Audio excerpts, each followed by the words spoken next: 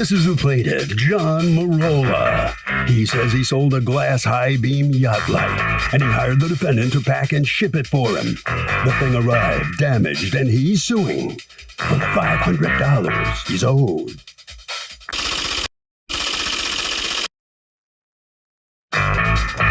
This is the defendant, Charlie Hawkins. She says the plaintiff showed up with a pre-packaged Amazon box with one item in it, and she shipped it for him through FedEx. He put a claim in through insurance, and it was denied due to poor packaging. And she owes this guy nothing, and says he better stop harassing her and her family.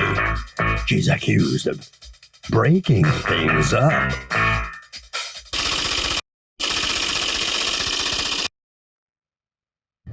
All parties, and please raise your right hands. Welcome back to the People's Court. Next case on the docket. The plaintiff says that the yacht light that he tried shipping via the defendant was shattered and he wants his money back. But the defendant says the package arrived damaged because it was packaged poorly and she's not paying him anything. It's the case of Yachts Up.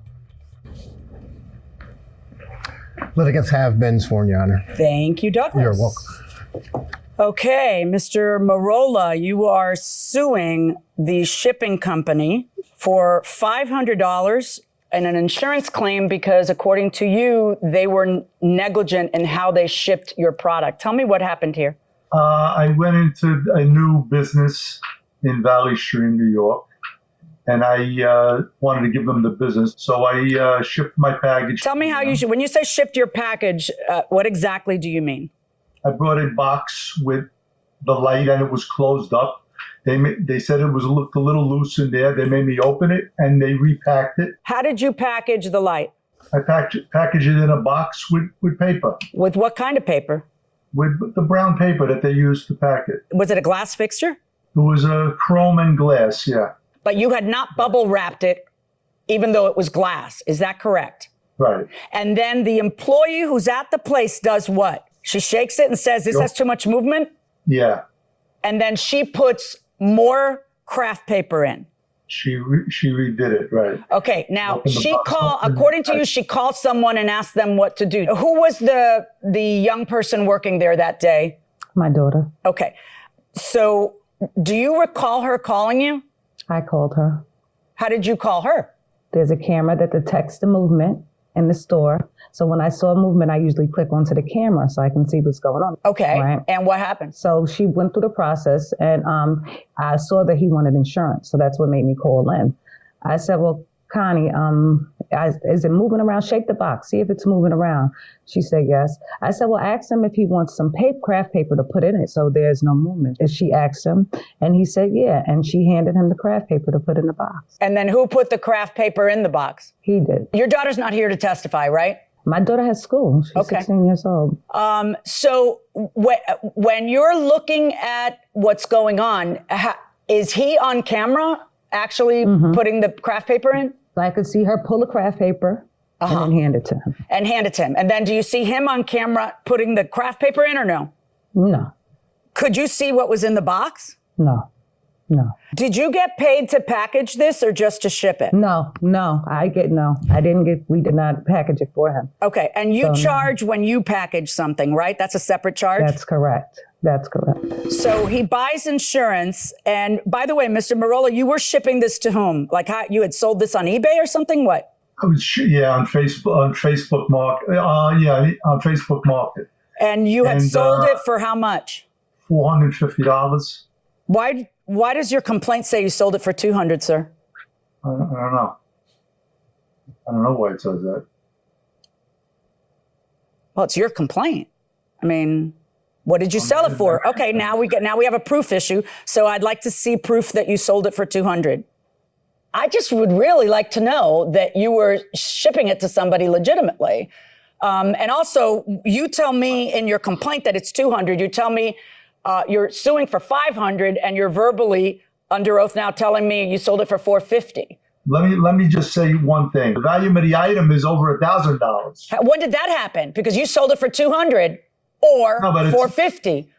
it's used. If I have to replace it, that's what it's worth. Yeah, you don't get replacement value. You get the replacement of the item that got broken.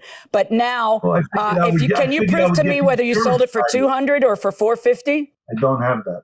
Can I speak, Your Honor? But Yeah, let me hear what your claim response is to insurance- why he shouldn't. I know what your response is to why he shouldn't get 500 or 1,000. But what is your response to why he shouldn't get 200? Which is what he claims he sold it for. Let me hear from you on that, because he did buy insurance. Isn't this what the insurance Right. is for? Let me hear your defense to that. So with the insurance claim, the insurance carrier requested pictures of the item being shipped. Right? Okay. I mean, now when you look at the pictures, I felt as though once I saw the pictures, I felt as though it was a whole scam, an insurance scam from the beginning. Okay. So here's a Because there's picture no way of the that you- box a little bit crushed. And then, I mean, as insurance scams go, this wouldn't be like a really good one, right? Because All right. it's just a little light. So. And then look at the packaging, because remember I mentioned that my Well, the daughter packaging is handed me the ridiculous. paper. No, you don't send There's only one glass sheet of without having paper. bubble wrap. Mr. Marola, here's where my mind is going, so here's what I want you to respond to. Ms. Hawkins, according to you and according to Mr. Marola, he did not pay you to package it.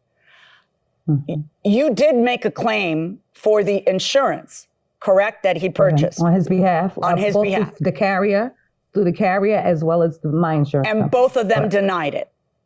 Yes. And they denied it. I've seen the denials. The denials are specifically because of the way it was packaged. It was destined to be broken. It was not packaged appropriate for transit. The critical question in this case is who packaged it?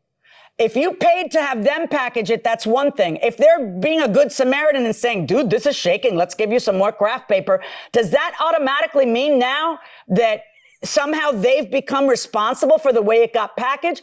Both FedEx and the insurance carrier have denied your claim, saying that whose package is glass like this? Because it should have been bubble wrapped. They packaged it. They did not They package packaged it. They did not They did package it. package it. They did not package it. I brought it there. They said it was not packaged right, and they put more paper in it. Okay, they And gave said you that more was paper to put, so no good deed goes I didn't unpunished. put the Magically, paper. that means you You paid for put the packaging. paper. Packaging is a different service. There are some minimum standards that are involved in this case. Minimum standards. If you're going to ship glass, then you should wrap it in bubble wrap. And if you don't know how to ship glass, then take it over to the shipping place and have the shipping company bubble wrap it for you and do what needs to be done.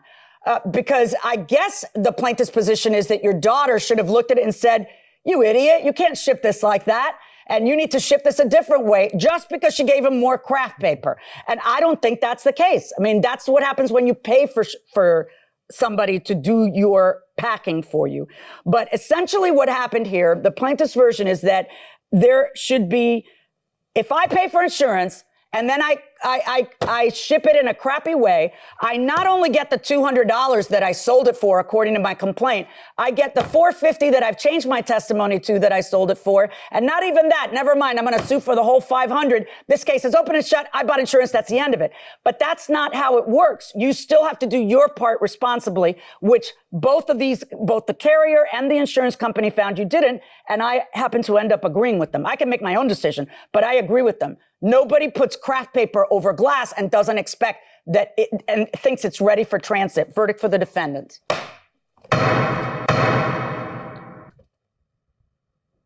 So the plaintiff fails in his attempt to get $500 from the defendant. Mr. Marola, do you feel at all responsible because you didn't pack it better and put, as the judge said, put some bubble wrap around Not really. that I light? put it into a packing company. Not really. They had a 15-year-old Yep, they little didn't girl charge you working for there that packing. did not know the business. Shouldn't even been working there at 15 years old. She didn't know the business. So I was misinformed on the way it should have been packed. And that's it. That's our decision. That's final. All righty. Well, the judge's decision is final too, and unfortunately, you lose. I'm sorry about that, but that's the way it goes. Ms. Hawkins, how do you feel about the outcome? I'm sure you're relieved at this point, right? I feel it was just. I kind of figured that this was, You don't send glass like that. And if you pay for packing, then we'll pack it for you. We're a print, pack, and ship. That's what we do. If you want to print, you pay for that. If you want to pack, you pay for that. And if you want to ship it, you'll pay for that also. And like she said, no deed goes unpunished. All right. So that's the way it works out on this case. Let's see what Harvey has to say about it. Harvey? Doug, I gotta say, a lot of these problems can be avoided when you ship something, especially something that's expensive. If you get insurance, you should always check with the shipper. How much does it cost? And then you got to decide, is it worth it to me? Because who wants to fight over who's right and who's wrong if you get the insurance company to pay? Hello, judges. You mentioned contractors being bad at showing up or not communicating with you. Did you yourselves have a bad experience or a funny one?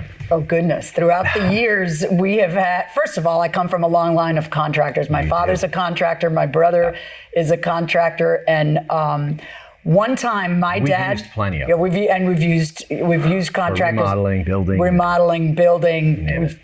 Yeah. And one time, I actually caught my father moving do you remember this? Moving the septic tank from the plans. Like he sees it on the plans. Right. He goes, nah, don't do it over there. Just go ahead and put it over here. And the septic guy actually put the tank in the wrong, instead of following and I looked, I go, what are you guys? Because they were just old school. Right. And he liked it better there. But we have rules. Right. And we have, there's a reason why. There's a reason that the city of Coral Gables approved it exactly where they approved. So the whole thing had to be done again. I'm like, Dad, don't do that.